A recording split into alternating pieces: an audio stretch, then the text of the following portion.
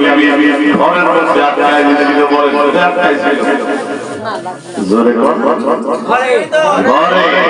তখন আল্লাহ রাব্বুল আলামিন বলে, যাও জিবরাইল তাড়াতাড়ি যাও, আমার নবী ইউসুফকে সুলাইখা বিবি ঘরের মধ্যে আটকায় যাও, তুমি তাড়াতাড়ি ঘরের দরজাগুলো একেবারে ঠাস ঠাস করে খুলে দেওয়া হলো। সবাই বলেন সুবহানাল্লাহ।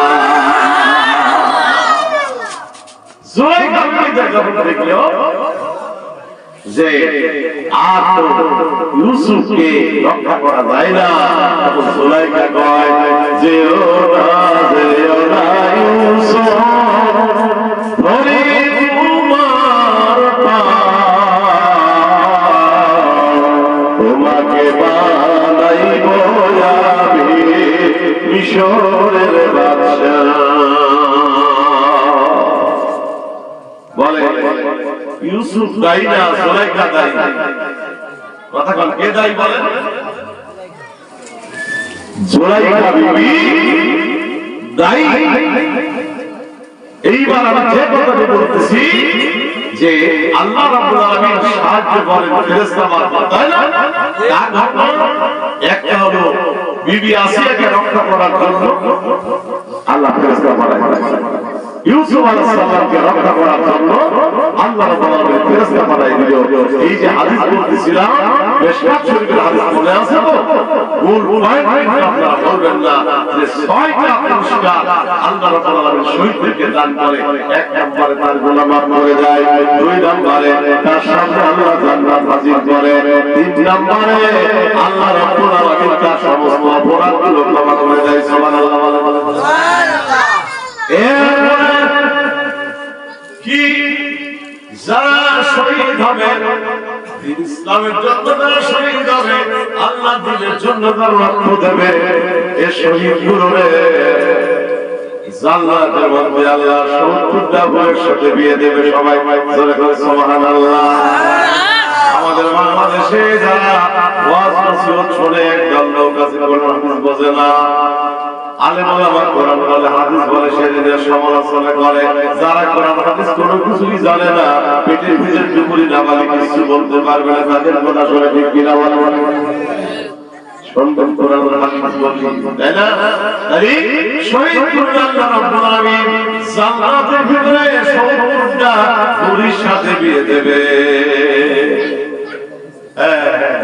মাশাআল্লাহ, ভালো ভালো ভালো 70টা ফুলের সাথে বিয়ে দেবে। সবাই সবাই কিন্তু বাংলাদেশে যারা শান্তি নিকেতনের মুরিদ, তারা এসব বিশ্বাস করে, ওরা সমালোচনা করে, ফুল নিয়ে লেখে, ওরা আকাশ নিয়ে লেখে, ওরা চাঁদ নিয়ে লেখে, কিন্তু ওরা কি আল্লাহ নিয়ে গবেষণা করে? বলে কথা কোন ভাই গবেষণা করে আল্লাহ নিয়ে।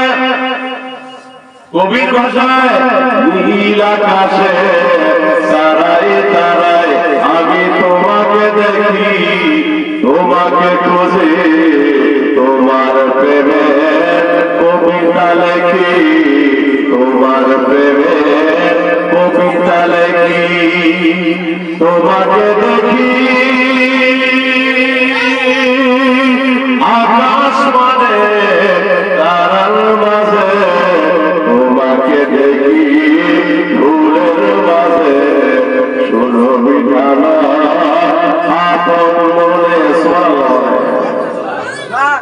এরপরে শহীদ যারা হবে ওই তাদের বংশের 70 জনের জন্য সুবহানাল্লাহ অধিকার আল্লাহ তাআলা দান করবে। সুবহানাল্লাহ।